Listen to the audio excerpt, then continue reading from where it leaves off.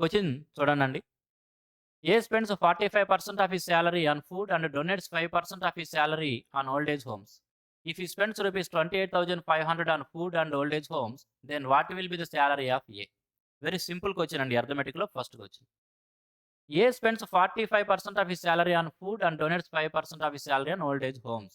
ఏ అనే వ్యక్తి అతని యొక్క జీతంలో 45% ఆహారం పైన, 5% ఓల్డ్ ఏజ్ హోములకి దానం చేస్తూ ఖర్చు పెడుతున్నాడు. ఇఫ్ హి స్పెండ్స్ రూపీస్ 28,500, అతను మొత్తం మీద రూ. 28,500 ఖర్చు పెడుతున్నాడు. దేనికి? ఫుడ్ మరియు ఓల్డ్ ఏజ్ హోమ్ ఈ రెండిటి మీద కలిపి అతను రూ. 28,500 ఖర్చు పెడుతుంటే, then what will be the salary of A? A యొక్క జీతం ఎంత అంటున్నాడు. ఫ్రెండ్స్, వెరీ ఈజీ క్వెషన్ అండి. క్వెషన్ ఒకసారి చూడండి. ఫస్ట్ లైన్‌లో మనకేమి ఇచ్చాడు అంటే, అతని యొక్క ఖర్చులు పర్సెంటేజ్ రూపంలో ఇచ్చాడు.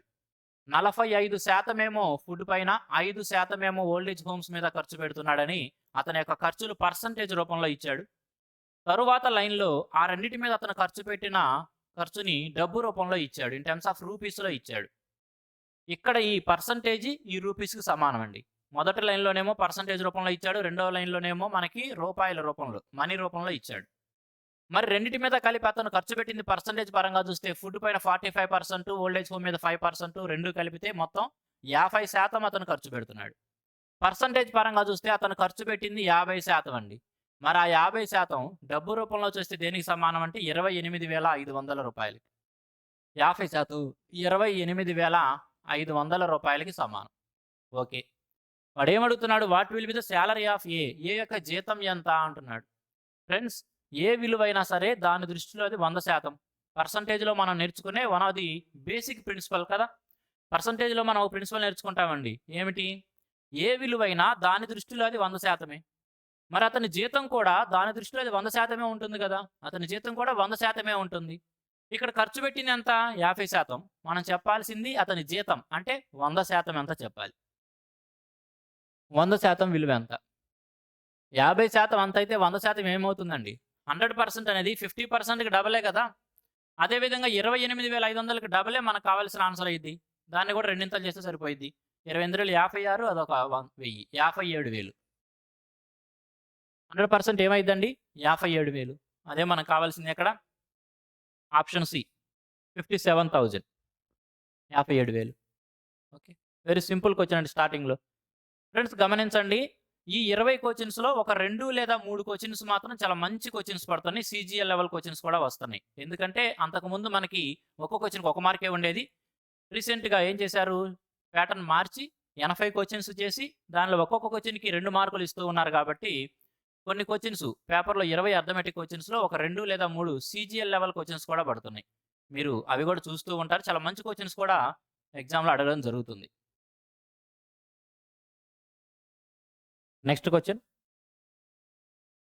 నెక్స్ట్ క్వెషన్ చూడండి. A person rides a bicycle in 4 different ways to reach the destination. Determine the average speed during the whole journey. ఒక వ్యక్తి అంట అతని యొక్క ప్రయాణాన్ని సైకిల్ పైన 4 విధాలుగా ప్రయాణించాడు. అయితే ఆ ప్రయాణం మొత్తం మీద అతని యొక్క సరాసరి వేగం ఎంత అంటున్నాడు. యావరేజ్ స్పీడ్ చెప్పాలి. ఫ్రెండ్స్, గమనించండి. ఒక వ్యక్తి ఏ అనే పద్ధతిలో ఒక 20 కిలోమీటర్ల దూరం ప్రయాణించాడు with the speed of 5 kilometres per hour. 15 kilometres దూరాన్ని ప్రయాణించాడు with speed of 3 kilometres per hour. అదేవిధంగా 10 కిలోమీటర్స్ దూరాన్ని 2 స్పీడ్‌తో, 24 కిలోమీటర్స్ దూరాన్ని 4 కిలోమీటర్ పర్ అవర్ వేగంతో ప్రయాణించాడు. ఈ 4 కలిపివేస్తే అతని యొక్క మొత్తం ప్రయాణం అయింది. ఆ మొత్తం ప్రయాణం మీద అతని యొక్క యావరేజ్ స్పీడ్ చెప్పాలి. సరాసరి వేగం చెప్పాలి. యావరేజ్ స్పీడ్ ఎలా వస్తుందండి మనకి? Average speed. Average speed is equal to total distance divided by total time. అతను ప్రయాణించిన మొత్తం దూరాన్ని, ఆ ప్రయాణానికి అతనికి పట్టిన మొత్తం సమయంతో గనక భాగిస్తే మనకి సరాసరి వేగం వస్తుందండి. ఇక్కడ మొత్తం దూరం ఎంతంటే వాడే ఇచ్చాడు. లెక్కలో ఇచ్చాడు మనకి. ఒక 20 కిలోమీటర్లు 15, 10, 24 అని టోటల్ డిస్టెన్స్ అయితే గనక మనకి కిలోమీటర్ల రూపంలో ఇచ్చాడు. మరి మనకి టోటల్ టైం కావాలి కదా! టోటల్ టైం ఎక్కడొస్తుందండి? మనమే తీసుకోవాలి. లెక్కలో వాడివ్వలేదు. మనం తీసుకోవాలి టోటల్ టైమ్‌ని. ఎలా తీసుకోవచ్చు మరి? చూడండి.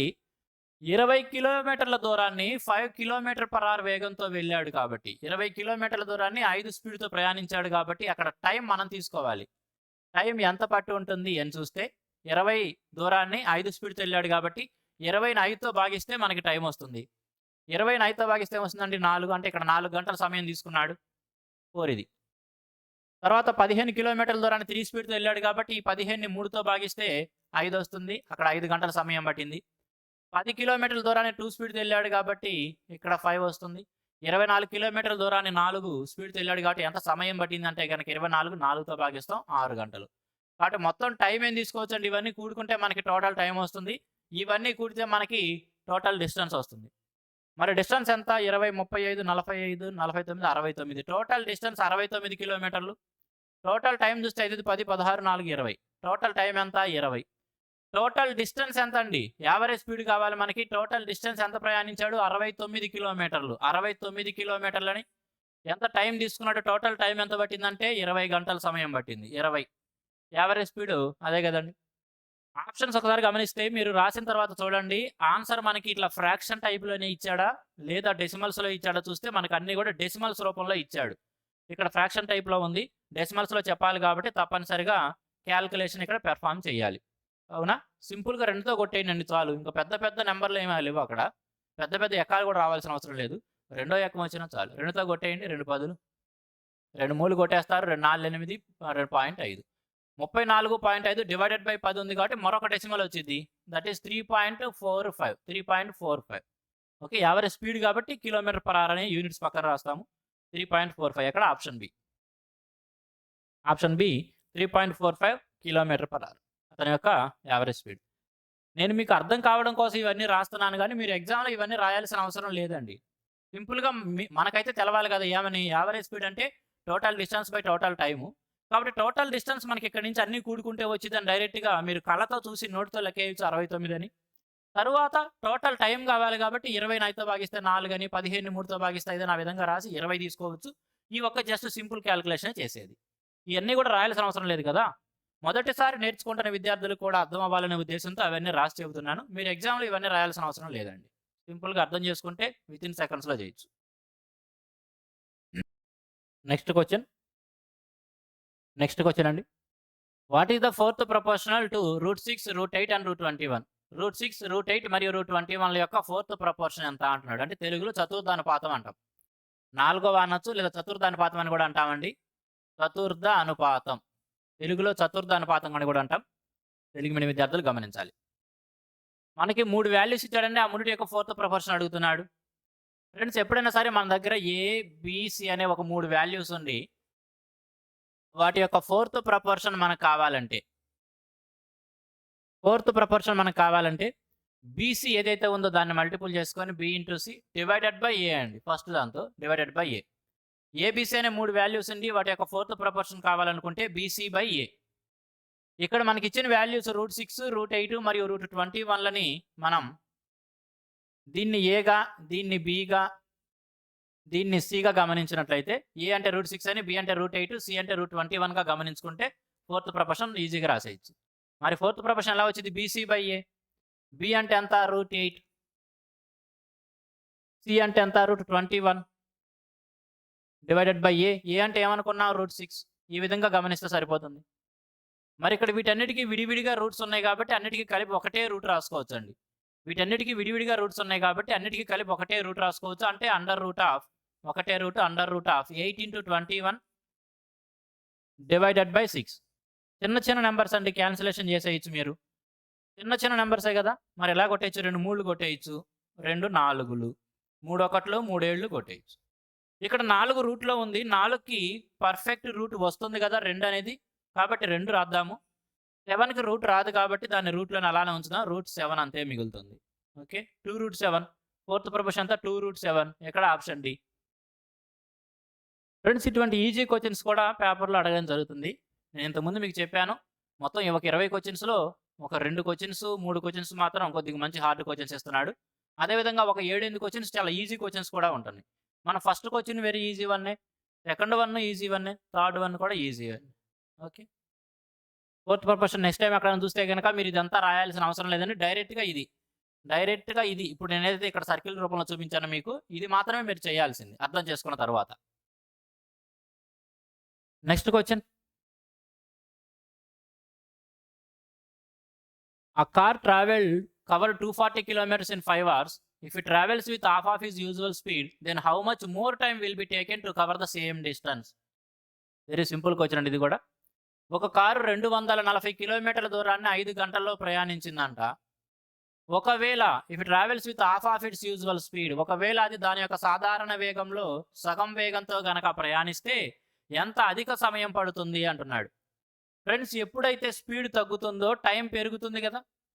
ఇక్కడ ఏమంటున్నాడు, half of the usual speed. ఎప్పుడైతే స్పీడ్ అనేది ఆఫ్ అయిందో టైం ఏమైందండి, టైం అనేది రెండింతలు అవుతుంది కదా. స్పీడ్ అనేది ఆఫ్ అయిందంటే టైం ఇవ్వాలి, పెరగాలి. మరి ఎంత పెరగాలంటే ఇది 1/2 అయింది కాబట్టి ఇది 2 టైమ్స్ అయింది. వెరీ సింపుల్ అండి. మరి ఇక్కడ చూస్తే జనరల్గా వాడికి ఎంత టైం పడుతుందంటే 5 గంటల సమయం పట్టిద్ది. వాడి యొక్క సాధారణ వేగంతో యూజువల్ స్పీడ్తో వెళ్తే 5 గంటల సమయం పట్టిద్ది. మరి స్పీడ్ ఆఫ్ చేశాడు కాబట్టి టైం ఏం పట్టిద్ది, అప్పుడు టైం దానికి రెండింతలు అంటే 10 గంటలు పట్టిద్ది. ఎంత అధిక సమయం పట్టిద్ది అని అడుగుతున్నాడు. అంతకుముందు 5 గంటలు పట్టేది ఇప్పుడు 10 గంటలు పడుతుంది. ఎంత అధికం, ఎంత పెరిగింది అంటే కనుక 5 గంటలు పెరిగింది. అదే మనకు కావాల్సిన answer, that is option C. ఎంత అధిక సమయం పట్టిద్ది అన్నాడు కాబట్టి ఎంత అడిషనల్గా పడుతుందో అది చెప్పాం. 5 పట్టేది 10 పడుతుంది అంటే 5 ఎక్స్ట్రా అయ్యింది. వెరీ సింపుల్ క్వశ్చన్ అండి.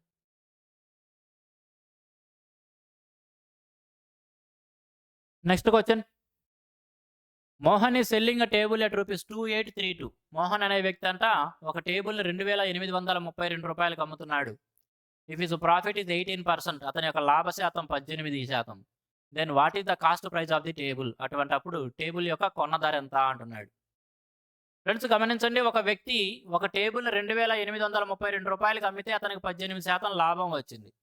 లాభాన్నైనా సరే నష్టాన్నైనా మనం దేని దృష్టిలో చూస్తాం? With respect to cost price చూస్తాం. లాభాన్నైనా నష్టాన్నైనా లేదా లాభ శాతమైనా నష్ట శాతమైనా with respect to cost price దృష్టిలోనే చూస్తాం. ఇక్కడ 18% లాభం వచ్చింది అంటే కాస్ట్ ప్రైస్ 100%. ఇంతకు ముందుకు వచ్చిన కూడా మనం చెప్పుకున్నాం, ఏదైనా సరే దాని దృష్టిలో 100% ఉన్నట్టు. కాస్ట్ ప్రైస్ కూడా దాని దృష్టిలో 100% ఉంది. 18% లాభం వచ్చిందంటే 100 కంటే కూడా మరొక 18 అధికంగా వచ్చింది. అంటే మొత్తం 118% వచ్చినట్టు. కాస్ట్ ప్రైస్ దృష్టిలో 118% దేనికి సమానం అయిద్దండి? ఈ వాల్యూకి. కాస్ట్ ప్రైస్ దృష్టిలో 118%. కాస్ట్ ప్రైస్ దృష్టిలో 118% దేనికి సమానమైందంటే 2832 రూపాయలకి సమానమైంది. What is the cost price? Cost price అంటే ఎంత శాతం అండి? 100%. 100% వాల్యూ ఎంత చెప్తే సరిపోతుంది? 100% వాల్యూ మనకు కావాల్సింది. వెరీ సింపుల్గా వచ్చింది ఇది కూడా. 118% వాల్యూ 2832 అయితే 100% వాల్యూ ఎంత అనేది జస్ట్ క్యాల్కులేషన్ పెర్ఫామ్ చేస్తే సరిపోతుంది. క్యాన్సిల్ చేసేయండి. 2 59లో 2 50లు కొట్టేయచ్చు. 59 ఎన్నిసార్లు వెళ్ళచ్చు? 5 సార్లు వెళ్తా? 250 5 సార్లు వెళ్ళదు, 4 సార్లు వెళ్ళిద్ది. 200 236 40 వేసుకుంటే 40 53 56 259 8లు పోయిద్ది. ఓ సారీ, 8లు. ఓకే, ఎరేజ్ అయిపోయింది, మళ్ళీ ఇచ్చాను. 48 × 50 మనకు కావాల్సిన ఆన్సర్ ఎంత అండి? 48 × 50 మనకు కావాల్సిన ఆన్సర్ 200 ఒక 40. 240 పక్కన 0 వచ్చింది. ఎక్కడ? Option D. ఈ క్యాల్కులేషన్ కొద్దిగా ఫాస్ట్గా చేయాలండి, ప్రాక్టీస్ చేయండి. డైలీ కొన్ని కనీసం 10-15 మల్టిప్లికేషన్లు డివిజన్లు ఇవి ప్రాక్టీస్ చేస్తూ ఉంటే క్యాల్కులేషన్ వచ్చింది. ఇక 48 50 అంటే కిందకి పక్కెళ్ళి మీరు చిన్నప్పుడు చేసినట్టు మల్టిపుల్ చేయొద్దండి. ఇక్కడ చూడండి 48 × 5 చూడండి, 45లు 200 8 40 కాబట్టి 240 పక్కన 0 ఉంది కాబట్టి ఆ 0ని పక్కన పెట్టేయచ్చు. దాన్ని 2400 అంటుంటాం. That is option D. Okay, very simple one ఇది కూడా. Next question. How many prime numbers are there between 40 and 50? 40కి 50కి మధ్య ఎన్ని ప్రైమ్ నెంబర్స్ ఉన్నాయి అని అడుగుతున్నాడు. ప్రధాన సంఖ్యలు ఎన్ని ఉన్నాయని. ఫ్రెండ్స్ వెరీ ఈజీ క్వశ్చన్ అండి. ఏవైనా 2 నెంబర్స్ ఇచ్చి వాటి మధ్య ప్రధాన సంఖ్యలు కనుక్కోమంటే దానికంటూ ఒక నిర్దిష్టమైన విధానం ఏమి లేదండి. ఎందుకంటే ప్రైమ్ నెంబర్స్ ఎక్కడ ఎన్ని ఉంటాయి అనేది నిర్దిష్టంగా ఏమి లేదు. కేవలం మనం కౌంట్ చేసి రాసుకోవాల్సిందే. ఇక్కడ 40కి 50కి మధ్య ఎన్ని ప్రధాన సంఖ్యలు లేదా ప్రైమ్ నెంబర్స్ ఉన్నాయి అన్నాడు కాబట్టి మనం లెక్క వేయాల్సిందేనండి. 41 ప్రైమ్ నెంబరే. 42 ఈవెన్ నెంబరు. 2 తప్పే ఏ ఈవెన్ నెంబర్ కూడా ప్రైమ్ నెంబర్ కాదు కదా. సరి సంఖ్యల్లో 2 తప్పితే ఇంకేది కూడా ప్రధాన సంఖ్య కాదు కాబట్టి 42 కాదు.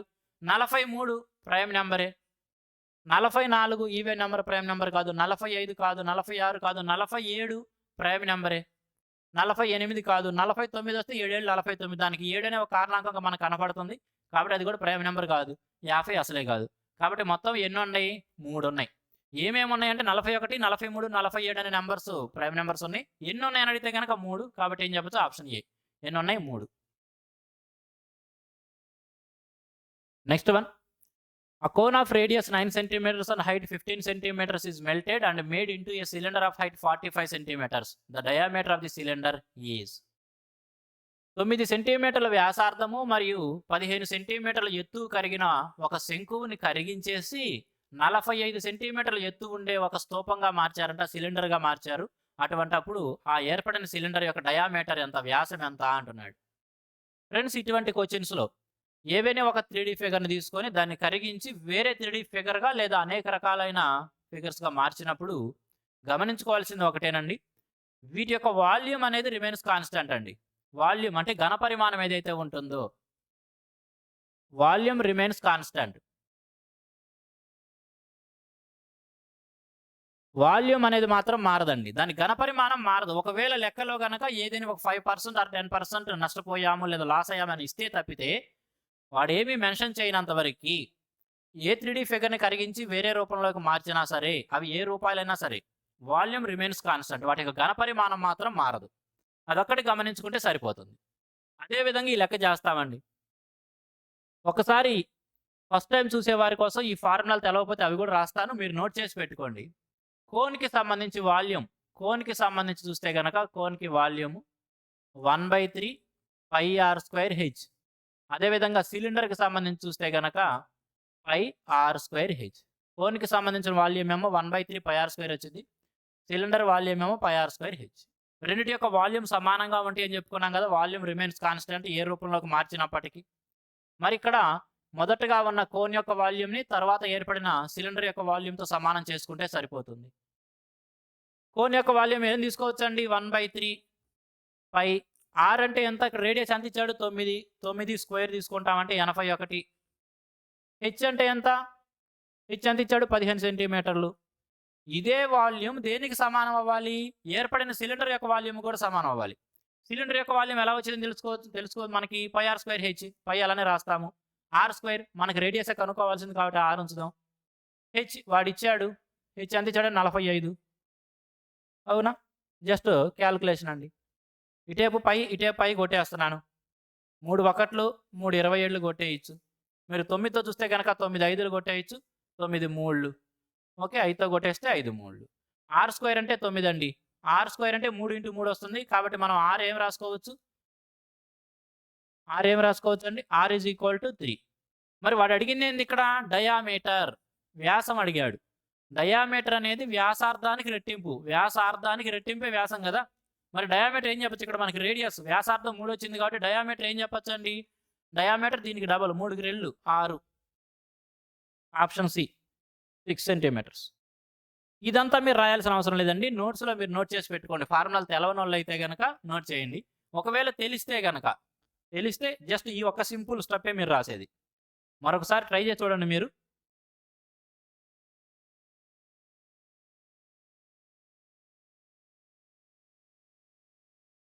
ఏ 3D ఫిగర్స్ అయినా సరే ఒకటి కరిగించి మరొకటి తయారు చేసామనే మోడల్ ఇస్తే మనం గమనించాల్సింది ఏంటండి? వాల్యూమ్ రిమైన్స్ కాన్స్టాంట్, ఘన పరిమాణం మారదు అని తెలుసు. కాబట్టి ఇక్కడ ఏం రాసుకోవాలి మీరు? ఫస్ట్ దాని యొక్క వాల్యూమ్కి రెండో దాని యొక్క వాల్యూమ్ని సమానం చేస్తాం. సమానం చేసేటప్పుడు కూడా ఇటు పై రాస్తాము, అటు పై రాస్తాం. కాబట్టి అసలు అది కూడా మర్చిపోండి, పైన కూడా రాయాల్సిన అవసరం లేదు. మరి ఎగ్జామ్లో ఎలా రాయాలి మీరు? ఫస్ట్ ఏమన్నాడు? కోన్ అన్నాడు కాబట్టి 1/3. పై అసలు రాయట్లేదు. r² అంటే 81 ఇంటూ హైట్ అంటే ఎంత? 15 ఈజ్ ఈక్వల్ టు దేనికి సమానం చేస్తాం? ఇటేపు కూడా పై తీసేస్తాము. r²h, ఆర్ మనకు తెలియదు కనుక్కోవాలి. r² ఇంటూ హైట్ ఎంత? 45. అవునా? దీన్ని 9 5లుగా చూడొచ్చు కదా. 9 5లుగా చూడొచ్చు కాబట్టి కొట్టేశాను. 9 కోసం ఇక్కడ 9 కొట్టేశాను, 5 కోసం ఇక్కడ 3 కొట్టేశాను. ఈ 3 కొట్టేస్తే r² 9 వచ్చిందంటే r = 3. రేడియస్ 3 అంటే డయామీటర్ ఏం చెప్పచ్చు? దానికి రెట్టింపే కదా 6. ఎగ్జామ్లో ఇదేనండి చేసేది. మీకు అర్థం అవ్వడం కోసం అన్నీ రాసి చూపిస్తున్నాను, అవన్నీ నోట్ చేసి పెట్టుకోండి మీరు. ఎగ్జామ్లో ఈ విధంగా చేయండి, ఒక సింగిల్ స్టెప్తో అయిపోవాలి.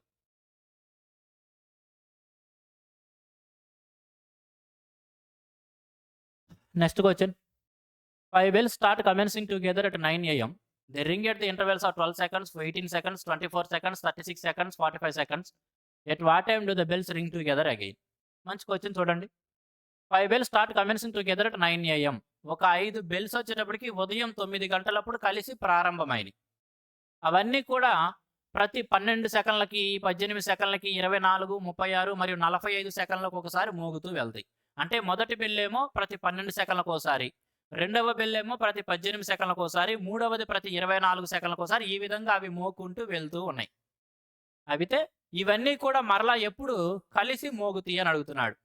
చూడండి, మొదటిది ప్రతి 12 సెకన్లకోసారి, రెండవది ప్రతి 18 సెకన్లకోసారి, ఆ విధంగా వాటి టైమ్ ఇంటర్వల్స్‌లో అవి మోగుతూ వెళ్తూ ఉన్నాయి.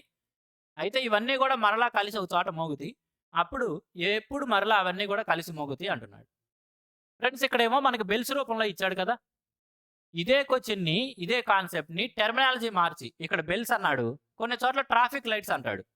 కొన్ని ట్రాఫిక్ లైట్స్ ఉన్నాయంట. మొదటి లైటు ప్రతి 12 సెకన్లకోసారి, రెండవ లైటు ప్రతి 18 సెకన్లకోసారి, మూడవది ప్రతి 24 సెకన్లకోసారి, ఈ విధంగా అవి వాటి టైమ్ ఇంటర్వల్స్‌లో అవి వెలుగుతూ, ఆరిపోతూ ఉన్నాయి. అవన్నీ కూడా ఉదయం 9 గంటలప్పుడు ఒకసారి అన్నీ కలిసి స్టార్ట్ అయినియి. మరలా ఎప్పుడు అవి అన్నీ కలిసి ఒకేసారి వెలుగుతాయి అని కూడా ఇదే క్వెషన్‌ని బెల్స్ ప్లేస్‌లో టెర్మినాలజీ మార్చి ట్రాఫిక్ లైట్స్ అయినా పెట్టొచ్చు. లేదు, కొన్ని పక్షులున్నాయి. ఒక పక్షేమో ప్రతి 12 సెకన్లకోసారి అరిచిద్ది. ఒక పక్షేమో ప్రతి 18 సెకన్లకోసారి అరిచిద్ది. మరొక పక్షి ప్రతి సంథింగ్ ఏదో సెకన్లకోసారి అరిచిద్ది. ఇవన్నీ కూడా కలిసి ఎప్పుడెప్పుడు అరుస్తూ ఉంటాయని అడగొచ్చు. ఈ విధంగా ఇదే కాన్సెప్ట్‌ని టెర్మినాలజీ మార్చి అడుగుతూ ఉంటాడు. వాడు టెర్మినాలజీ ఏం మార్చినప్పటికీ కాన్సెప్ట్ ఒకటేనండి. జస్ట్ ఇచ్చిన నంబర్స్ ఏవైతే ఉన్నాయో వాటి యొక్క ఎల్‌సీఎం తీసుకుంటే సరిపోతుంది. అంటే ఇవ్వబడిన నంబర్స్ ఏవైతే ఉన్నాయో వాటి యొక్క కసాగు ఏదైతే ఉంటుందో అన్ని సెకన్లకు ఒకసారి అవన్నీ కూడా మరలా కలిసి అరవడం, లేదా కలిసి మోగడం, లేదా కలిసి వెలగడం జరుగుతూ ఉంటాయి. అక్కడ ఇచ్చిన టెర్మినాలజీని బట్టి. ఇక్కడ కూడా మనం ఏం చెప్పొచ్చు? ఈ బెల్స్ అన్నీ కూడా ప్రతి 12, 18, 24, 36 మరియు 45 సెకన్లకోసారి మోగుతూ వెళ్తున్నప్పుడు అవన్నీ మరలా కలిసి మోగడానికి ఎంత సమయం పట్టిద్ది అని చూస్తే ఇవ్వబడిన నంబర్స్ ఏవైతే ఉన్నాయో 12, 18, 24, 36, 45, 36, 45 ఈ నంబర్స్ యొక్క ఎల్‌సీఎం మనకు కావాలి. ఎల్‌సీఎం అనంగానే మరలా మనం చెవు పద్ధతి తీసుకొని అలా చేయొద్దండి. టైం లాస్ అవుతాము. కాంపిటీటివ్ ఎగ్జామ్స్‌లో టైం అనేది చాలా ఇంపార్టెంట్. మరి ఈ టైంలో, తక్కువ టైంలో మరియు క్యాలిక్యులేషన్ తక్కువతో ఎల్‌సీఎం ఎలా తీసుకోవచ్చు? ఫ్రెండ్స్, గమనించండి, ఏ నంబర్స్ ఇచ్చినా, ఎన్ని నంబర్స్ ఇచ్చినా సరే వాటి యొక్క ఎల్‌సీఎం లేదా కసాగ్ అనేది ఎప్పుడూ కూడా పెద్ద నంబరు లేదా దాని యొక్క మల్టిపులే అవుతుంది. కసాగ్ అనేది ఎప్పుడు కూడా పెద్ద నంబరు లేదా దాని యొక్క మల్టిపులే అవుతుంది. ఇక్కడ ఇవ్వబడిన నంబర్స్ అన్నిట్లో పెద్దది 45. కాబట్టి ఈ నంబర్స్ ఎన్నున్నా సరే, ఏమున్నా సరే వాటి యొక్క ఎల్‌సీఎం తప్పనిసరిగా 45 లేదా దాని యొక్క మల్టిపుల్ అవ్వాలి. మరియు చూడండి, ఇక్కడ ఇచ్చిన నంబర్స్ అన్నిటిని కూడా మనం కన్సిడర్ చేసుకోవాల్సిన అవసరం లేదు. 12 అనేది 24లో ఇమిడి ఉంది కదా! 12 2 24. కాబట్టి 24లో ఆల్రెడీ 12 ఉంది కాబట్టి అది మనకు అక్కర్లేదు. అసలు దాన్ని మనం రాయాల్సిన అవసరం లేదా కన్సిడర్ చేయాల్సిన అవసరం కూడా లేదు. 36లో 18 ఉంది కదా! 18 2 కదా! కాబట్టి 18, 36 ఆల్రెడీ ఉంది కాబట్టి దాన్ని కూడా మనం కన్సిడర్ చేయాల్సిన అవసరం కూడా లేదు. అంటే మనం కేవలం 24, 36 మరియు 45 అనే నంబర్స్ తీసుకుంటే సరిపోతుంది. 24, 36 మరియు 45 అనే నంబర్స్ మనకు చాలు. ఇప్పుడు వీటి యొక్క ఎల్‌సీఎం మరి ఎలా తీసుకోవచ్చు? చెప్పాను కదా! ఎల్‌సీఎం ఎప్పుడు కూడా పెద్ద నంబరు లేదా దాని యొక్క మల్టిపుల్ అవుతుంది. పెద్ద నంబర్ 45ని మనం ఎలా చూద్దాం? 5 9లుగా చూడొచ్చు కదండీ! పెద్ద నంబర్ 45ని 5 9లుగా చూడొచ్చు కదా! ఈ 36లో ఇక్కడ మనం రాసింది కాక ఇంకేం మిగిలిందో అదే తీసుకుందాం. 36ని మనం 9 4లుగా చూడొచ్చు. 9 ఆల్రెడీ 45లో ఉంది కాబట్టి రాసాము. ఇక ఏం మిస్ అయిందండి? 9 4లు 36, 9 పోతే ఇక 4 మిగిలింది కదా! మిస్ అయిపోయింది 4 ఆ 4 తీసుకుంటున్నా. 24ని 8 3లుగా చూడొచ్చు. 3 అనేది 9లో ఆల్రెడీ ఉంది. ఇక 8, 8 అంటే 4 ఇక్కడ ఆల్రెడీ రాసాము. 4 2 8 కాబట్టి ఆ 2 తీసుకుంటున్నాను. సింపుల్ అండి. ఇదే మనకు కావాల్సిన ఎల్‌సీఎం. ఏం చెప్పొచ్చు? 4 20, 20 40, 4 36 కాబట్టి 360. ఎల్‌సీఎం ఎంత? 360. అవన్నీ సెకన్లలో ఇచ్చాడు కాబట్టి 360 సెకన్లు అని చెప్పొచ్చు. మరొకసారి ఎల్‌సీఎం తీసుకోవడం చూపిస్తాను చూడండండి జాగ్రత్తగా. ఏం చెప్పాను? పెద్ద నంబరు లేదా దాని యొక్క మల్టిపుల్ అవుతుంది. 45ని ఎలా చూసానో 5 9లుగా చూసాము.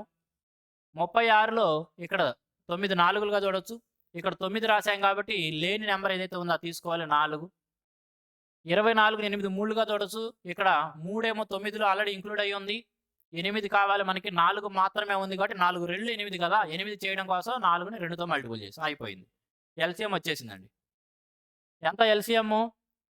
5 4 20, 20 40, 4 9 3 36. 360 సెకన్లు. ఎల్‌సీఎం ఎంత? 360 సెకన్లు.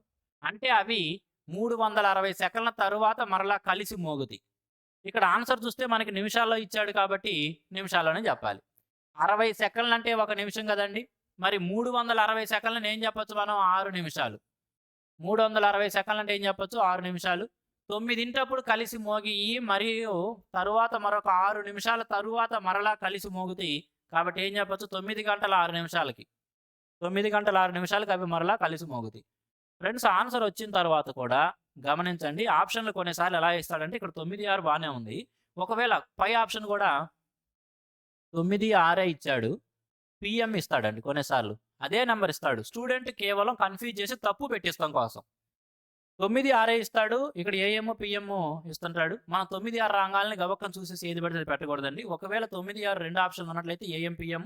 ఇక్కడ ఇచ్చింది ఏఎం కాబట్టి మనం ఏఎం చూసుకొని పెట్టాలి. పీఎం అయితే అవ్వదు మన ఆన్సర్. అదొకటి గమనించండి. ఎగ్జామ్స్‌లో ఎగ్జామినర్ జస్ట్ అటువంటి ట్రిక్స్ కూడా ప్లే చేస్తూ ఉంటాడు. జస్ట్ మన చేత తప్పు పెట్టించడం కోసం.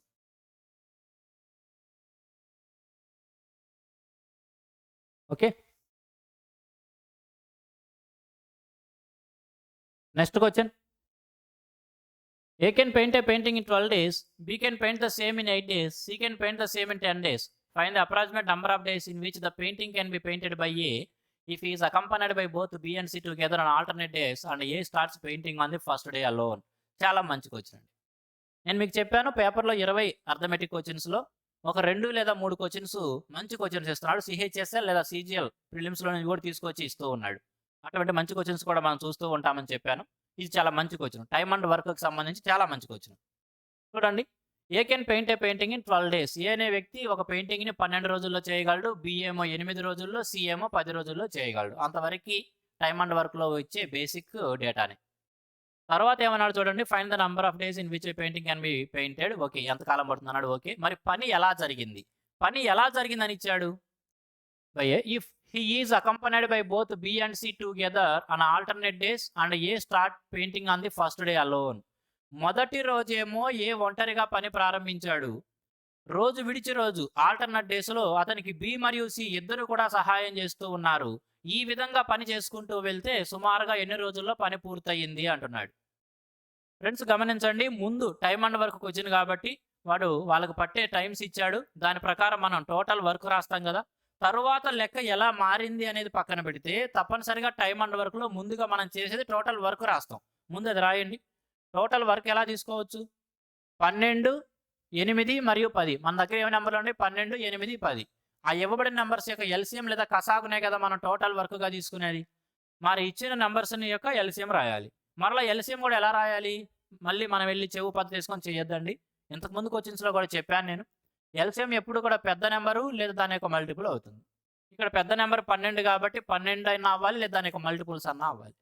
సింపుల్గా మన ఆ నెంబర్స్ ఏవైతే ఉన్నాయో 10, 8 మరియు 12 ఈ మూడిటి చేత భాగించబడే నెంబర్ 120 మనందరికీ తెలిసిందే. కాబట్టి టోటల్ వర్క్ని 120 తీసుకుందాం. Total work 120. ఆ 120 వర్క్ని ఏ అనే వ్యక్తి 12 రోజుల్లో చేయగలడు కాబట్టి ఏ యొక్క ఒకరోజు కెపాసిటీ ఏమి రాయొచ్చండి? ఏ యొక్క ఒకరోజు సామర్థ్యం 120 వరకుని 12 రోజుల్లో చేస్తున్నాడు కాబట్టి ఒకరోజు కెపాసిటీ 10. మరి బి యొక్క సామర్థ్యం 10 అండి. 16 అనుకునేరు. బి యొక్క ఒకరోజు సామర్థ్యం ఏమైంది? అదే 120 వరకుని 8 రోజుల్లోనే చేస్తున్నాడు కాబట్టి 8, 15 కదా. కాబట్టి బి యొక్క ఒకరోజు సామర్థ్యం ఎంత? 15. సి యొక్క ఒకరోజు సామర్థ్యం ఎంత? అదే 120 వరకుని 10 రోజుల్లో చేస్తున్నాడు కాబట్టి సి యొక్క ఒకరోజు సామర్థ్యం 12. టోటల్ వర్క్ రాసాము. వాళ్ళ యొక్క ఒక్కొక్క రోజు కెపాసిటీ రాసాం. ఓకే. అసలు వర్క్ ఎలా జరిగిందని ఇచ్చాడో చూడండి. వర్క్ ఎలా జరిగిందని ఇచ్చాడు. మొదటి రోజు ఏ ఒంటరిగా పని ప్రారంభించాడు. తరువాతి రోజు విడిచి రోజు ఏకి బి మరియు సి ఇద్దరు కూడా సహాయం చేస్తూ ఉన్నారు. ఏ మొదటి రోజు పని చేస్తున్నాడు. రెండో రోజు ఏతో పాటుగా బి ప్లస్ సి ఇద్దరు కూడా బి మరియు సి ఇద్దరు కూడా అతనికి సహాయం చేశారు. తరువాత రోజు మరలా ఏ ఒంటరిగా పనిచేస్తాడు. ఆ తరువాతి రోజు ఏతో పాటుగా బి మరియు సి ఇద్దరు పనిచేస్తారు. ఆ తరువాతి రోజు ఏ ఒంటరిగా చేశాడు. ఆ తరువాతి రోజు ఆల్టర్నేట్ డేస్లో అతనికి బి మరియు సి ఇద్దరు కూడా సహాయం చేస్తూ వెళ్తున్నారు. ఈ విధంగా పని జరుగుతూ వెళ్తూ ఉంది. ఒకరోజు స్టార్టింగ్లో ఏ స్టార్ట్ చేశాడు. తర్వాత రోజు అతనికి బి మరియు సి ఇద్దరు సహాయం చేశారు. తర్వాత రోజు ఏ ఒంటరిగా చేస్తాడు. ఆ తర్వాత రోజు మరలా బీసీ ఇద్దరు అతనితో జాయిన్ అవుతారు. ఈ విధంగా పని చేసుకుంటూ వెళ్తున్నారు. ఈ విధంగా పని చేస్తే పని మొత్తం ఎన్ని రోజుల్లో పూర్తయిద్ది అని అడుగుతున్నాడు. సరే చూడండి. ఒకసారి ఈ సైకిల్ గనుక మనం గమనించినట్లయితే మొదటి రోజు ఏ, తరువాత రోజు ఏతో పాటు బి ప్లస్ సి. ఆ విధంగా చూస్తే ప్రతి 2 రోజులకోసారి ఒక బ్యాచ్ ఇంతవరకు ఒక బ్యాచ్‌గా చూద్దాం. ప్రతి 2 రోజులకొకసారి ఎంత వరకు జరుగుతుంది చూస్తే. తర్వాత 2 రోజులకోసారి, తర్వాత 2 రోజులకోసారి ఆ విధంగా ప్రతి 2 రోజుల సెట్‌కి ఒకసారి ఎంత వరకు జరుగుతుందో చూసామనుకోండి. For 2 days, for every 2 days. ఇవన్నీ మీరు రాయాల్సిన అవసరం లేదండి. ఫర్ ఎవ్రీ 2 డేస్ ఎంత వరకు జరుగుతుంది చూస్తే, ఆ 2 రోజుల్లో ఏ 2 సార్లు పనిచేస్తాడు, బి ఒకసారి, సి ఒకసారి పనిచేస్తున్నారు. ఏ ఒక రోజు సామర్థ్యం 10 కాబట్టి ఏ 2 రోజులు పనిచేశాడు కాబట్టి 10 రెళ్ళు 20 పని ఏ చేసుంటాడు. బి ఒకసారి మరియు సి ఒకసారి పనిచేస్తున్నారు. బి ఒకసారి పనిచేస్తే 15 చేస్తాడు. సి ఒకసారి పనిచేస్తే 12 చేస్తాడు. మరి ప్రతి 2 రోజులకోసారి ఎంత వర్క్ జరుగుతుంది చూసినట్లయితే 20, 35, 37, 47. ఎంత వరకు జరుగుతుందండి? 47. ప్రతి 2 రోజులకోసారి మొత్తం 47 వరకు జరుగుతుంది.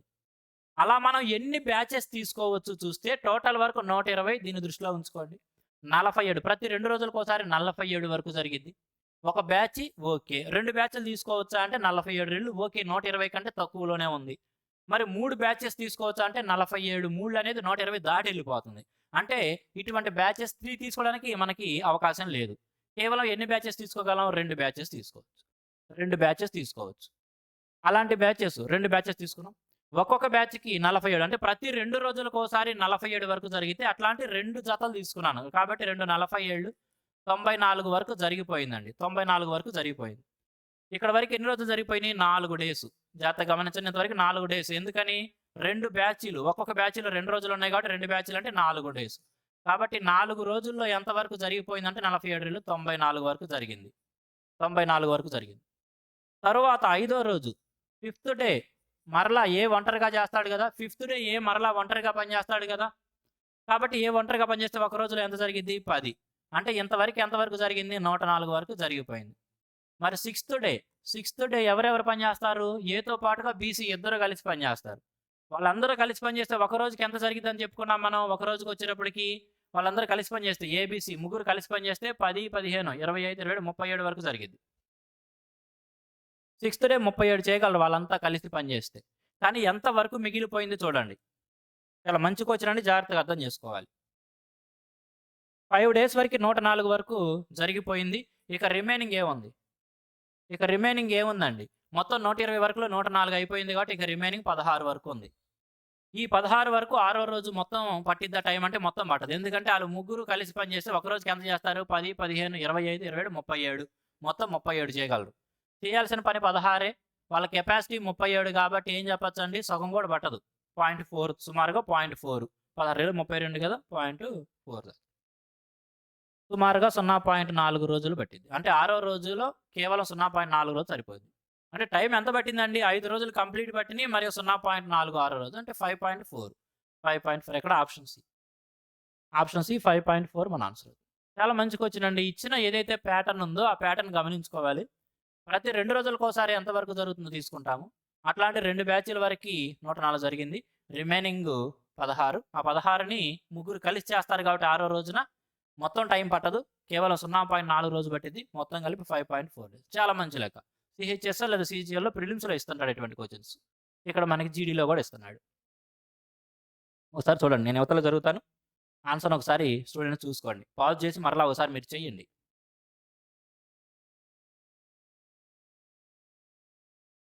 మీకు ఇంకేమైనా డౌట్ ఉంటే వీడియోని రివైండ్ చేయండి. వీడియో క్లాసే కాబట్టి మీరు ఎన్ని సార్లైనా వెనకెళ్ళి చేయొచ్చండి. మనం క్లాస్ రూమ్‌లో ఉంటే తుడిపేస్తాం కాబట్టి మరలా చెప్పాలి.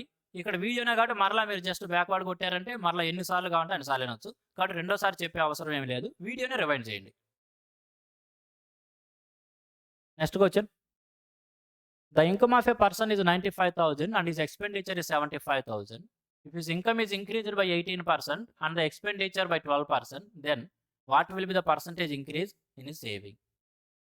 ఒక వ్యక్తి యొక్క జీతం లేదా ఆదాయం 95,000, అతని యొక్క ఖర్చేమో 75,000, అతని యొక్క ఇన్‌కమ్ 18% పెరిగింది మరియు ఎక్స్‌పెండిచర్ ఖర్చేమో 12% పెరిగింది.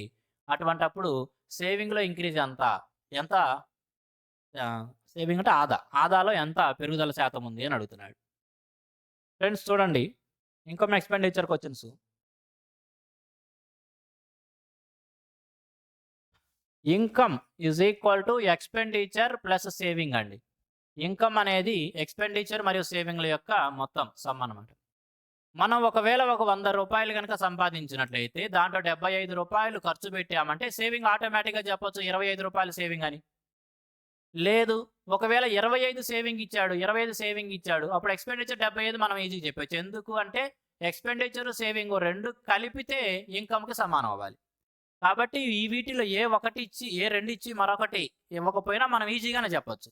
ఎందుకని income is equal to expenditure plus saving. అదేవిధంగా ఇక్కడ కూడా ఎక్స్‌పెండిచర్‌కి సంబంధించి, ఇన్కమ్‌కి సంబంధించిన డేటా ఇచ్చాడు, సేవింగ్‌కి సంబంధించింది అడుగుతున్నాడు. ఇటువంటి క్వెషన్స్‌లో చూడండి ఈ 2 కలిపి అంటే ఎక్స్‌పెండిచరు, సేవింగు కలిపితే ఇన్కమ్ తయారైద్ది కాబట్టి, ఈ 2 కలిపితే ఇన్కమ్ తయారవుతుంది కాబట్టి, ఏవేని 2 కలిపి ఒక వస్తువు తయారవుతూ వాటి యొక్క రేషియో తెలిసిన ప్రతి చోట కూడా మనము యాలిగేషన్ రూల్ అప్లై చేసుకోవచ్చు సింపుల్‌గా. ఇక్కడ కూడా అదే చేద్దాం. చూడండి ఎక్స్‌పెండిచరు, సేవింగు. ఎక్స్‌పెండిచర్ ఎంత పెరిగిందన్నాడండి? ఎక్స్‌పెండిచర్ వచ్చేటికి if his income is increased expenditure 12%. Expenditure 12% పెరిగింది. సేవింగ్ మనం కనుక్కోవాలి. మరి ఇన్కమ్ ఎంత పెరిగిందన్నాడు? If his income is increased by 18%. Income ఏమో 18% పెరిగింది. 18%. ఎక్స్‌పెండిచర్‌కి, సేవింగ్‌కి రేషియో ఎంత? రేషియో ఎంత చూడండి. ఇక్కడ అతని యొక్క ఇన్కమ్ ఏముంది? 95,000. అతని యొక్క ఎక్స్‌పెండిచర్ ఎంత? 75,000. వేలు పక్కన పెడుతున్నాను. పక్కన దాంట్లో 3 సున్నాలు, దీంట్లో 3 సున్నాలు పక్కన పెడుతున్నాను. 95,000 ఓకేగా. 95,000 సంపాదించాడు. ఇదేమో ఇన్కమ్. ఎక్స్‌పెండిచర్ 75 అన్నాడు. మరి సేవింగ్ మనమే చెప్పొచ్చు కదండీ. స్టార్టింగ్‌లోనే చెప్పాను కదా! 95 సంపాదించాడు. 75 ఖర్చు పెట్టాడు కాబట్టి సేవింగ్ ఏం చెప్పొచ్చు? 20. ఈ నంబర్ చూస్తే 95, 75, 20 సింపుల్‌గా 5తో క్యాన్సిల్ చేసామనుకోండి. 5 19లు, 5 15లు, 5 4లు. రేషియో ఎలా తీసుకోవచ్చు? ఎక్స్‌పెండిచర్‌కి, సేవింగ్‌కి రేషియో ఎలా తీసుకోవచ్చు? 15:4 ఎలా ఉంది? 15:4. అది ఇక్కడ ఇంప్లై చేద్దాం. మరి ఇక రేషియో ఎలా ఉంది? 15:4. ఎక్స్‌పెండిచర్ ఏమో 15 యూనిట్లు ఉంటే సేవింగ్ 4 యూనిట్లు ఉంది. 12కి 18కి మధ్య డిఫరెన్స్ అండి. 12కి 18కి మధ్య డిఫరెన్స్ ఎంత? 6. 4 యూనిట్ల వాల్యూ 6 అయితే 15 యూనిట్ల వాల్యూ ఎంత? 4 యూనిట్ల value 6.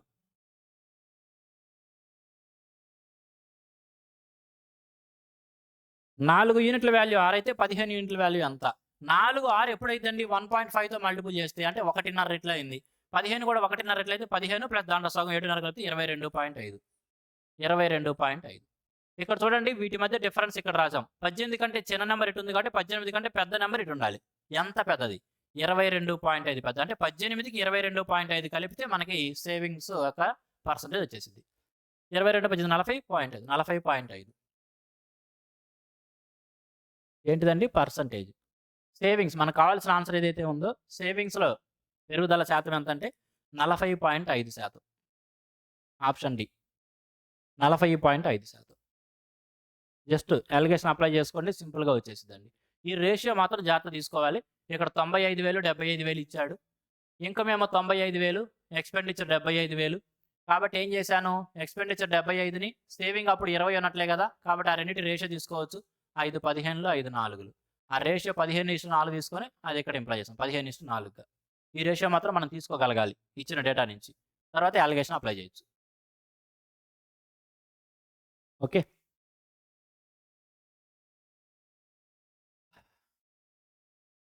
Next question. X bought 40 pencils for a total of rupees 180 and bought 2 dozen pens for rupees 180. Find the difference between the price of 1 pen and 1 pencil. చూడండి X అనే వ్యక్తి అంట 40 పెన్సిల్లని మొత్తం 180 రూపాయలకి కొన్నాడు. అదేవిధంగా 2 డజన్ల పెన్నులను, డజన్ అంటే 12 అండి. 2 డజన్ల పెన్నులను 180 రూపాయలకి కొన్నాడు. Find the difference between the price of 1 pen and 1 pencil. ఒక పెన్ను మరియు ఒక పెన్సిల్ ధరల మధ్య భేదం ఎంత అంటున్నాడు. చూడండి 40 పెన్సిళ్ళ కోసం అతను 180 రూపాయలు ఖర్చు పెడితే మరి ఒక్కొక్క పెన్సిల్ ధర ఎంత అవుతుందండి? ఒక్కొక్క పెన్సిల్ ధర చూస్తే మొత్తం ఖర్చు పెట్టింది అంతా 180 రూపాయలు. ఎన్ని పెన్సిళ్ళు కొన్నాడంటే గనక 40 కొన్నాడు. 40 అవునా? కాబట్టి ఆ 180 రూపాయలు 40 భాగాలు చేస్తే అంటే 40తో భాగిస్తే ఒక్కొక్క పెన్సిల్ ధర వచ్చేసిద్ది కదా! వెరీ సింపుల్ తెలిసినవి టెక్నిక్స్ ఇవన్నీ. సింపుల్ 4 సున్నది 4 4లు 16 తీసుకోవచ్చు. 4.5 ఓకే.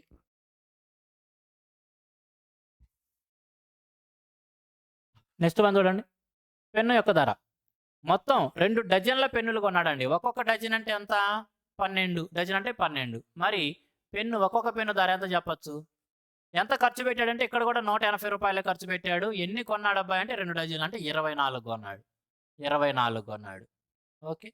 సింపుల్‌గా ఏం చెప్పొచ్చు? 6తో కొట్టేయండి. 6 4లు 30 అంటే ఏం చెప్పొచ్చు? 4 7 కాబట్టి 7.5. ఒక్కొక్క పెన్ను ధర ఎంత వచ్చిందండి? 7.5 7.5 ఒక్కొక్క పెన్సిల్ ధర ఏమో 4.5 ఒక్కొక్క పెన్ను ధర ఏమో 7.5 వీటి మధ్య డిఫరెన్సే మనకు కావాల్సింది అంతా రూ. 3 కదండి. 7.5కి 4.5కి మధ్య డిఫరెన్స్ రూ. 3 వాడు అడిగింది అదేగా. ఎక్కడ? ఆప్షన్ బి రూ. 3. సింపుల్ అండి. మీరు ఇక్కడ పెన్నులు, పెన్సిల్ అని రాయాల్సిన అవసరం లేదు. సింపుల్‌గా ఇవి రాసుకోండి చాలు. 180 40తో డివైడ్ చేసాం 4.5 180ని 24తో డివైడ్ చేసాం 7.5 కాబట్టి డిఫరెన్స్ 3 అయిపోయింది. ఓకే.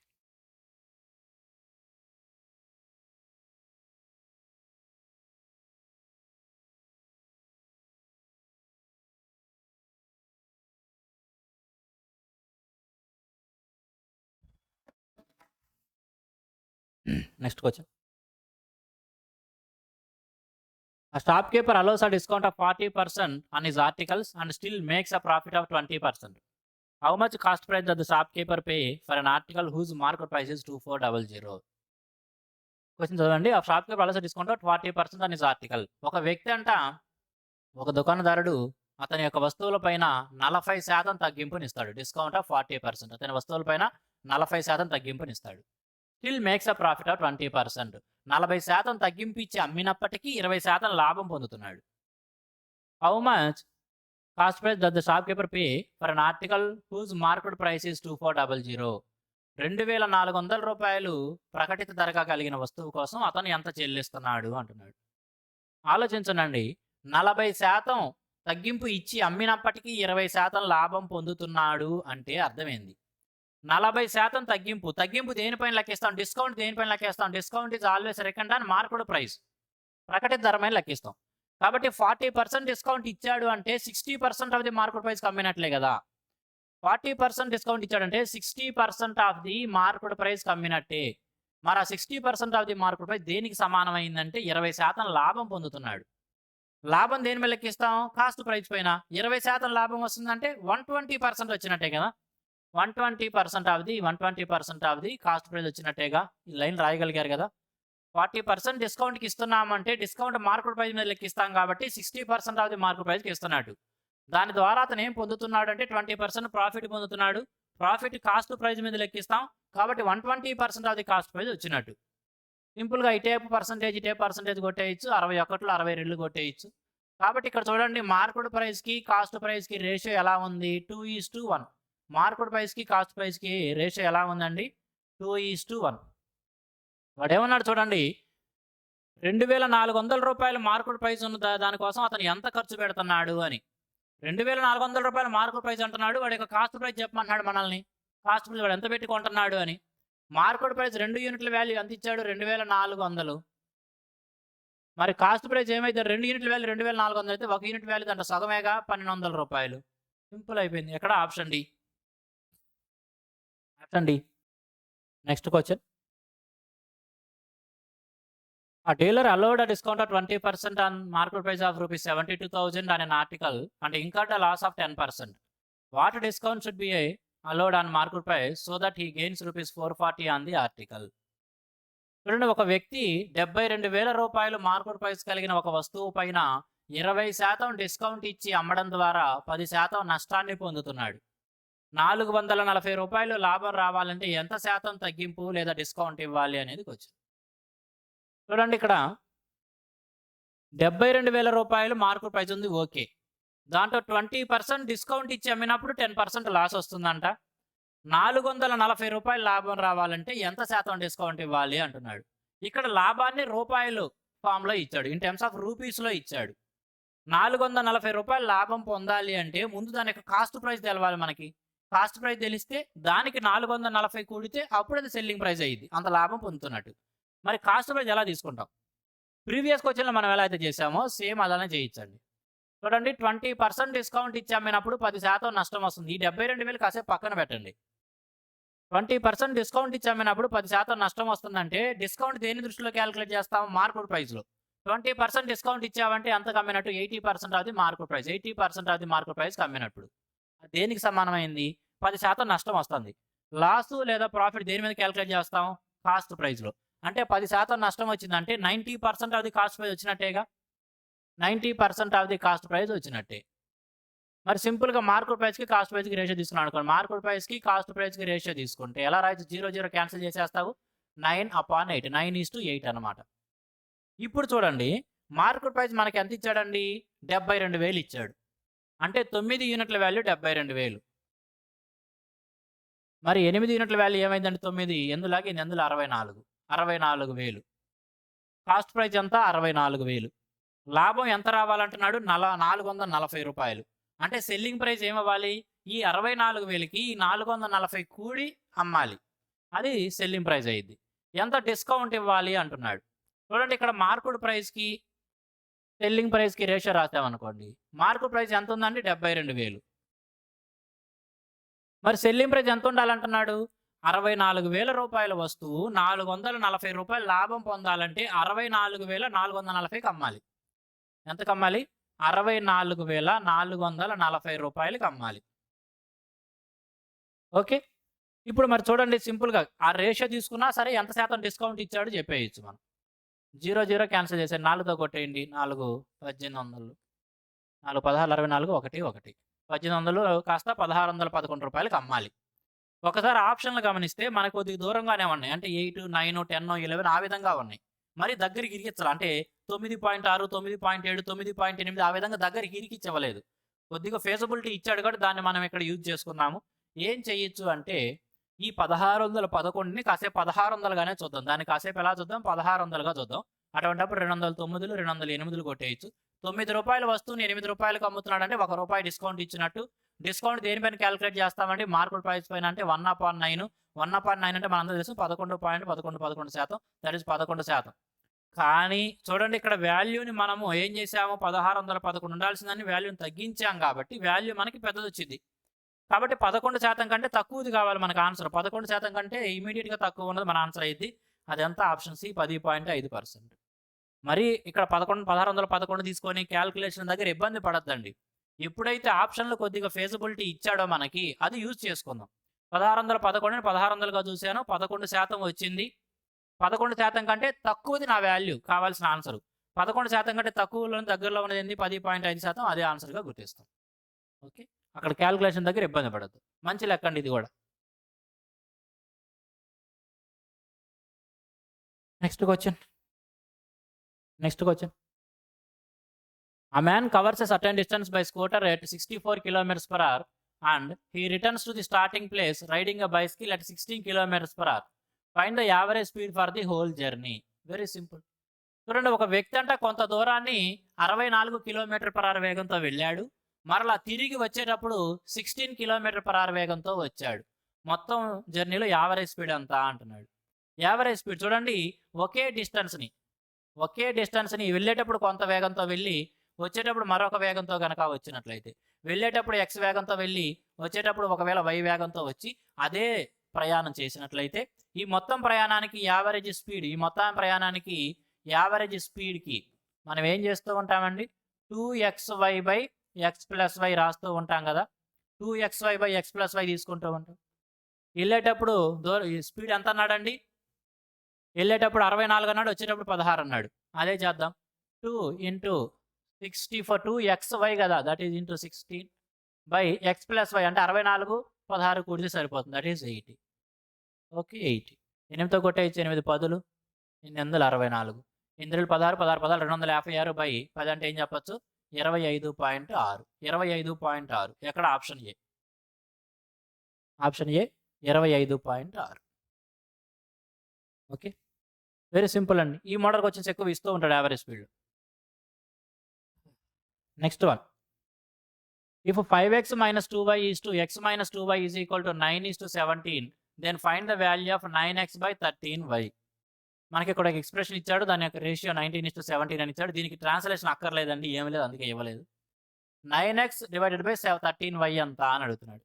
ఫ్రెండ్స్ ఒకవేళ ఆప్షన్స్లో గనక కేవలం ఒకే ఒక ఆప్షను న్యూమరేటర్లో అంటే లవంలో 9 యొక్క మల్టిపుల్, డినామినేటర్లో 13 యొక్క మల్టిపుల్ కలిగి ఉన్నట్లయితే లెక్క ఏమి చేయకుండానే దాన్ని ఆన్సర్గా పెట్టేసేవాళ్ళం. ఎప్పుడు న్యూమరేటర్లో కేవలం 9 యొక్క మల్టిపుల్ కలిగింది ఒకటే ఉండి 13 యొక్క మల్టిపుల్ కలిగింది ఒకటే ఉన్నట్లయితే, ఇక్కడ ఆప్షన్ ఏ చూస్తే ఇది 9 యొక్క మల్టిపుల్, ఇది 13 యొక్క మల్టిపుల్. ఇది కాదనుకోండి, ఇక ఇది 9 యొక్క మల్టిపుల్, ఇది 13 యొక్క మల్టిపుల్, 13 3 39, ఇది కాదు. ఇక్కడ చూస్తే ఇది 36/247, ఇది 9 యొక్క మల్టిపుల్ 13 100, ఇది సరిపోయింది. 2 ఆప్షన్లు మిగులుతున్నాయి మనకి, కాబట్టి లెక్క చేయాలి. ఒకవేళ ఒకే ఒక ఆప్షన్ కనుక లవంలో న్యూమరేటర్లో 9 యొక్క మల్టిపుల్, డినామినేటర్లో 13 యొక్క మల్టిపుల్ కలిగి ఉన్నట్లయితే అదే ఆన్సర్ పెట్టేవాళ్ళం. ఎందుకని? అడిగింది 9x/13y. ఈ x మరియు y వాల్యూస్ ఏమి ఉన్నప్పటికీ కాసేపు పక్కన పెడితే ఖచ్చితంగా రిజల్ట్ న్యూమరేటర్ ఏమో 9 యొక్క మల్టిపుల్, డినామినేటర్ 13 యొక్క మల్టిపుల్ అయ్యి ఉండాలి కదా. కాబట్టి అటువంటి ఆప్షన్ ఒకటే ఉంటే ఎగ్జామ్లో మీకు అటువంటి అవకాశం ఎగ్జామినర్ ఆప్షన్స్లో ఇచ్చుంటే ఆ విధంగా వెళ్ళిపోండి. కానీ ఇక్కడ మనకు అవకాశం లేదు, ఖచ్చితంగా లెక్క చేయాలి. 2 ఆప్షన్ల మధ్యలో ఇరుక్కుపోతున్నాం కాబట్టి. చూడండి, 5x - 2y x - 2y = 9:17 ఇచ్చాడు. మనందరికీ తెలిసిందే కదా, రేషియోలో ప్రపోర్షన్ ఏమేమైందండి, product of medians is equal to product of extremes కదా. అంత్యముల లబ్ధం ఈజ్ ఈక్వల్ టు మధ్యముల లబ్ధం అంటాను తెలుగులో. Product of extremes is equal to product of medians కాబట్టి సింపుల్గా 5x - 2y 17తో లేదు x - 2y 9తో మల్టిపుల్ చేసుకున్నాం అనుకోండి, ఎక్స్ప్రెషన్ వస్తుంది. x అండ్ y వాల్యూస్ తీసుకోవచ్చు. ఓకే, కాబట్టి ఏం చదువుతా, 17 85x -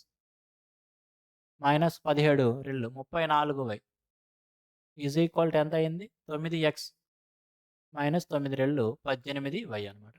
ఎక్స్ ఇటేపు 9 ఉంది కాబట్టి అటు తీసుకెళ్ళిపోతున్నాను, కాబట్టి ఏం చెప్పచ్చు, 76x ఈజ్ ఈక్వల్ టు 34 అటు వెళ్తే కనుక 18 16 34, అవును 16y. ఓకే, 2 8లు 2 4తో కొట్టేచ్చు ఒకేసారి, 4 4లు 4 19. కాబట్టి ఎక్స్కి వైకి రేషియో ఏం చెప్పచ్చు అండి, 4:19. x/y అంతా 4:19 అంటే x వాల్యూ 4గా y వాల్యూ 19గా తీసుకోవచ్చు. మనం ఏం చెప్పాలి ఇక్కడ, 9x/13y. మనకేం కావాలి, 9x/13y. 9x/13y. x అంటే ఏం తెలుసుకున్నామంటే, x అంటే 4, 9 4లు 36 డివైడెడ్ బై 13y. 36తో ఉన్నది ఒకటే ఆప్షన్, అదే మన ఆన్సర్ అయింది. ఇంకా 13y 13 19 కూడా తీసుకోవాల్సిన అవసరం లేదు. 19 10లు 198, 19 3 57 అనేది కూడాల్సిన అవసరం కూడా లేదు. 36/247 ఆన్సర్గా పెట్టేయచ్చు. ఎక్స్ వాల్యూ రాగానే చాలు. ఓకే, ఒకవేళ నేను ఇందాక చెప్పినట్టు ఆప్షన్స్ కనుక ఒకటే సాటిస్ఫై చేస్తూ ఉంటే 9 యొక్క మల్టిపుల్ అండ్ 13 యొక్క మల్టిపుల్ అది ఒకటే చేస్తాం. ఇది సింపుల్ క్యాలిక్యులేషన్ అండి, ఏం చేసేది లేదు, చేయొచ్చు. Next one, the population of bears in a city has been growing at the rate of 3% every year. If the present population of bears in the city is 21,218, what was the population of bears 2 years ago? చూడండి, ఒక నగరంలో ఎలుగుబంట్ల జనాభా అంటే ప్రతి సంవత్సరం కూడా ఏమవుతుంది, growing at 3% every year. ప్రతి సంవత్సరం కూడా 3% చొప్పున పెరుగుతూ వెళ్తూ ఉంది. ప్రతి సంవత్సరం 3% చొప్పున పెరుగుతూ ఉంది. ప్రజెంట్ పాపులేషన్ వచ్చేటికి 21,218 అయితే 2 సంవత్సరాల క్రితం ఎంత అంటున్నాడు. ఫ్రెండ్స్, ఇటువంటి క్వశ్చన్స్లో మీరు 3% పెరిగింది కాబట్టి ఆ 3% పెంచుతాం, తర్వాత మరలా 3% పెంచుతామనే ఆలోచనకి వెళ్ళొద్దండి. కొద్దిగా క్యాలిక్యులేషన్ ఎక్కువ అయింది. మనకి టైం సేవ్ చేసుకోవాలండి. ఎప్పుడైనా సరే టైం సేవ్ చేసుకోవాలి. నువ్వు ఆన్సర్ ఎలా గుర్తించావని ఎవడు చూడండి. ఎగ్జామ్కి కేవలం నువ్వు ఆప్షన్ కరెక్ట్ది పెట్టావా లేదా అనేది కావాలి. నువ్వు అక్కడ చేసి పెట్టావా, ఎలా చేసి పెట్టావు, ఏ మెథడ్లో చేసి పెట్టావా వాడికి అవసరం లేదు కదా. ఇటువంటి క్వశ్చన్స్లో కేవలం ఆప్షన్స్ యొక్క హెల్ప్ తీసుకొని ఆన్సర్ని గుర్తించండి. ఆప్షన్స్ యొక్క హెల్ప్ తీసుకోండి. చూడండి, ఇక్కడ మొదటి సంవత్సరం 3%, తరువాత సంవత్సరం 3% పెంచితే 2 సార్లు వరుసగా 3% చొప్పున పెంచినట్లయితే ఏం పెరిగిద్దండి, 6.09% కదా పెరిగేది. 2 సార్లు 3%, తర్వాత మరలా 3% పెంచితే ఈ 2 కూడా పెరుగుదలలో ఒకే పెరుగుదలగా చూసినప్పుడు ఎలా పెరిగింది, 6.09% కదా. ఈ పక్కన డెసిమల్ పర్సెంట్ కాసేపు నెగ్లెక్ట్ చేసేయండి, 0.9% అనేది నెగ్లెక్ట్ చేసి కేవలం 6%. అంటే ఇక్కడ ఇవ్వబడిన నెంబర్స్లో 6% పెంచిన తర్వాత ఏ నెంబరు 21,218కి దగ్గరకు వస్తుందో అది మన ఆన్సర్గా తీసుకోవచ్చు. చూడండి, రౌండ్ ఫిగర్ 20,000 బాగుంది కాబట్టి అది చూస్తున్నాను. దాంట్లో 6% పెంచాలండి. 1% ఎంత, 200. 6% అంటే 1,200. 1,200 కంటే కొద్దిగా పెంచాలి. అదేగా జరిగింది ఇక్కడ. 20,000కి 1,200 కంటే కొద్దిగా ఎక్కువ పెంచితే ఏమైందండి, 21,218. ఆప్షన్ డీనే మన ఆన్సర్. ఎగ్జామ్లో ఈ విధంగానే చేయండి ఇటువంటి క్వశ్చన్స్. కానీ ప్రీవియస్ది కోసం వెళ్తాను కాబట్టి నేను ప్రీవియస్ తీసుకుంటాను, దాన్ని 103% పెంచుతాను, తరువాత మరలా 103% పెరిగింది. ఆ రిజల్ట్ వచ్చేటప్పటికి 21,218కి సమానం చేసి క్యాన్సిలేషన్ చేస్తాం. చెయ్యొద్దండి. ఇది తప్పని నేను అంటలేదు. కానీ మనకి టైం లాస్ అవుతాం. కాలిక్యులేషన్‌లు చేయాలి. టైం లాస్ అవుతాం. కాబట్టి ఇది అక్కర్లేదు. ఈ విధంగా చూడండి. ఏదైతే ఒక నంబర్ ఉందో ఆ నంబర్‌ని సుమారుగా 6% పెంచినప్పుడు ఈ నంబర్ వచ్చేసేయాలి మనకి. ఎందుకని 2 సార్లు వరుసగా 3% మరియు 3% పెంచితే సింగిల్ పెరుగుదలగా చూస్తే ఎలా చెప్పొచ్చు 6.09% అది. కదా! కాబట్టి ఇవ్వబడిన నంబర్స్‌లో దేన్నైతే 6% పెంచినప్పుడు ఈ వాల్యూకి దగ్గరలో ఉందో అదే మన ఆన్సర్. ఆప్షన్ డీని మన ఆన్సర్‌గా పెట్టండి.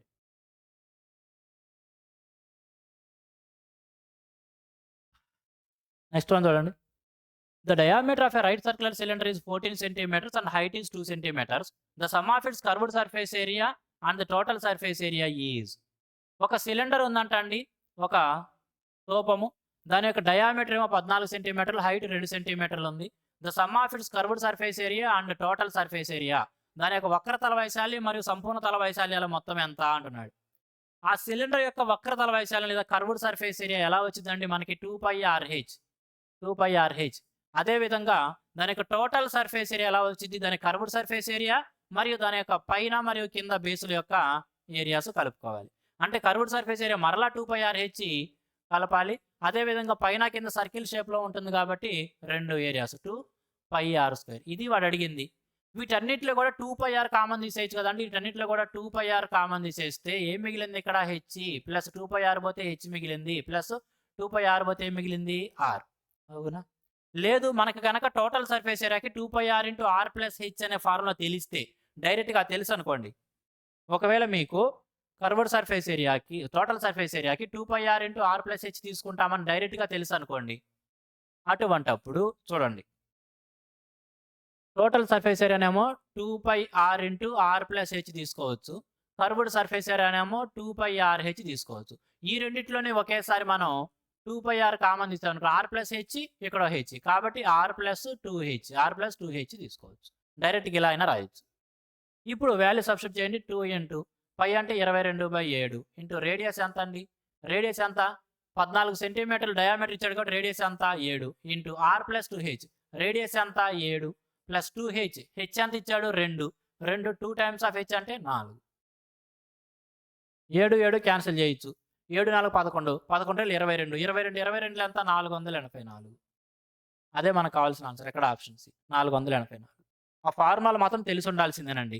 మెన్సరేషన్ దగ్గరికి వచ్చేటప్పటికి ఫార్ములా లేకుండా ఏమీ చేయలేము. అర్థమెటిక్ కాదు ఇది. ఏదో పద్ధతిలో ఆన్సర్ తేవడానికి మెన్సరేషన్‌లో ఖచ్చితంగా ఫార్ములా తెలిసి ఉండాలి. వాడు ఏమి అడిగాడు? Some of it's curved surface area and the total surface area. Total surface area అంటే 2πr into are plus H అని తెలుసు. కర్వ్డ్ సర్ఫేస్ ఏరియా అంటే 2πRh. ఈ రెండిటి మొత్తం అడిగాడు. విడివిడిగా క్యాన్సిలేషన్లు చేసే కంటే కూడా ఈజీగా ఉండడం కోసం 2πr కామన్ తీసేస్తే r plus h plus h r plus 2h. Diameter 14 అన్నాడు కాబట్టి రేడియస్ 7 అవుతుంది. హైట్ వాడే ఇచ్చాడు 2 సెంటీమీటర్లని. వాల్యూ సబ్స్టిట్యూట్ చేసాం. ఆన్సర్ వచ్చింది 484. Okay. Next question. 5 women can complete a work in 8 days, while 8 children take 10 days to complete the same work. How many days will 2 women and 4 children take to complete the work? 5 ladies ఒక పని 8 రోజుల్లో చేయగలరంట. అదే పనిని 8 మంది పిల్లలు 10 రోజుల్లో చేయగలరు. అయితే 2 లేడీసు 4 పిల్లలు కలిసి పనిచేస్తే ఆ పని ఎంత కాలంలో పూర్తవుతుంది అంటున్నాడు. ఫ్రెండ్స్ చూడండి, ఇక్కడ 5 women can complete a work in 8 days. 5 ladies ఏమో 8 రోజుల్లో చేయగలుగుతుంటే ఎలా చూడొచ్చు? 5 లేడీస్ 8 రోజుల పాటు పనిచేశారు కాబట్టి మొత్తం మీద 5 8 40 మంది లేడీస్ పనిచేసినట్టు చూడొచ్చు. ప్రతిరోజు 5 లేడీస్ చొప్పున 8 రోజుల పాటు పనిచేశారు కాబట్టి 8 5 40 మంది ఉమెన్ పనిచేసినట్టు చూడొచ్చు. 40 మంది ఉమెన్ పనిచేశారు. వీళ్ళు చేసిన పని అవతల ఎవరు చేశారండి? 8 మంది పిల్లలు 10 రోజుల్లో చేశారు.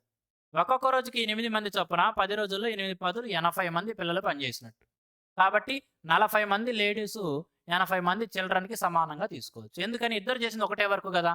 కాబట్టి 40 మంది ఉమెన్ యొక్క సామర్థ్యం 80 మంది చిల్డ్రన్ యొక్క సామర్థ్యానికి సమానంగా తీసుకోవచ్చు.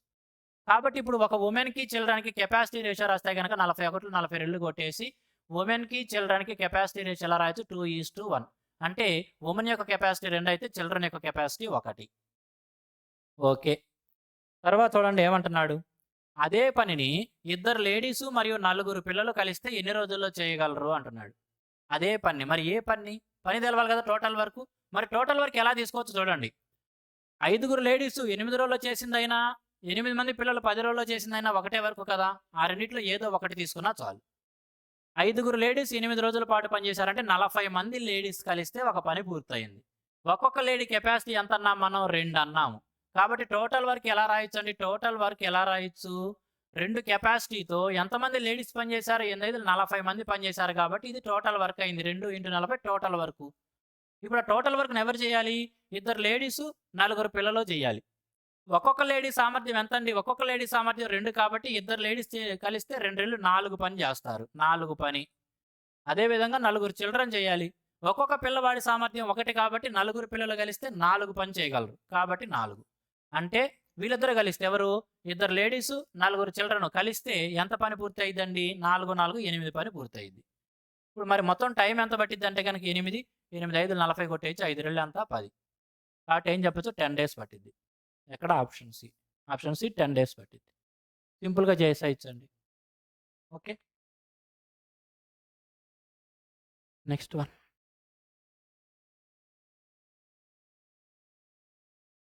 Divya bought a car for rupees 3,50,000 and sold it for rupees 4,35,000.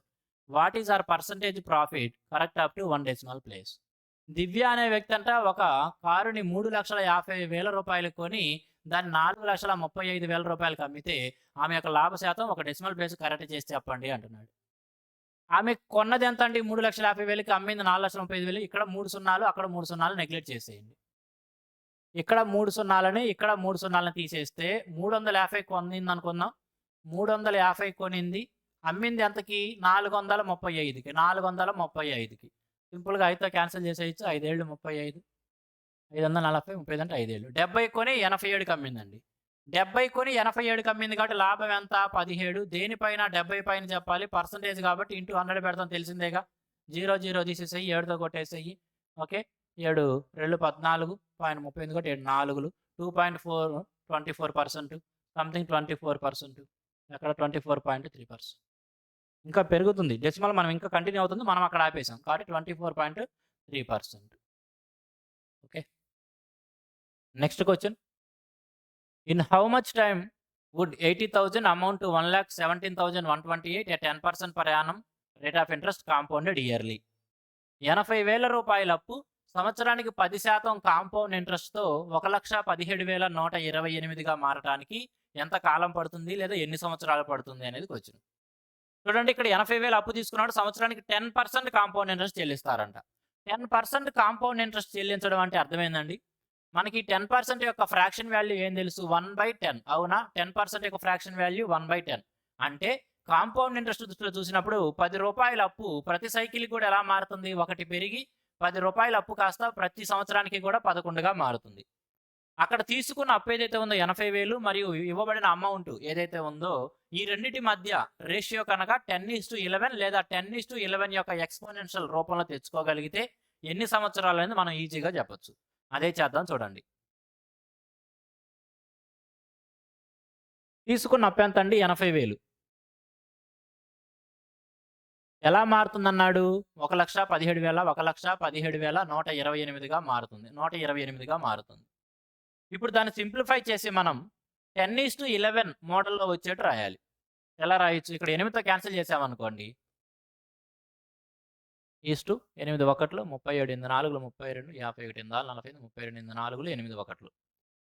ఇక్కడ చూడండి 10,000 14,641 మిగిలింది. ఈ 10,000ని మనం ఎలా చూడొచ్చు? 10^4గా చూడొచ్చు. అదేవిధంగా ఇక్కడున్న వాల్యూని ఎలా చూడొచ్చు? 11^4గా చూడొచ్చు. అంటే 10 11గా 4 సార్లు మారితే ఈ వాల్యూస్ వస్తాయండి. ఈ పైన ఎక్స్‌పోనెంట్ ఏదైతే ఉందో అదే కదా మనకు కావాల్సిన ఆన్సరు. 10% పర్ యానం అంటే ప్రతి సంవత్సరానికి కూడా 10 11గా మారుతుంది. అలా 10 11గా ఎన్ని సార్లు మారిందంటే పైన ఎక్స్‌పోనెంట్ ఏదైతే ఉందో అది చెబుతుంది మనకి. 4 టైమ్స్ మారింది. 4 టైమ్స్ మారిందంటే అర్థమేందండి? 4 ఇయర్స్ అని. ఎక్కడ? Option D. కాంపౌండ్ ఇంట్రెస్ట్ నుంచి వచ్చిన క్వెషన్ జస్ట్ రేషియో తీసుకొని ఆ ఎక్స్‌పోనెంట్ తీసుకోగలిగితే మనకి టైం తెలిసిపోతుంది.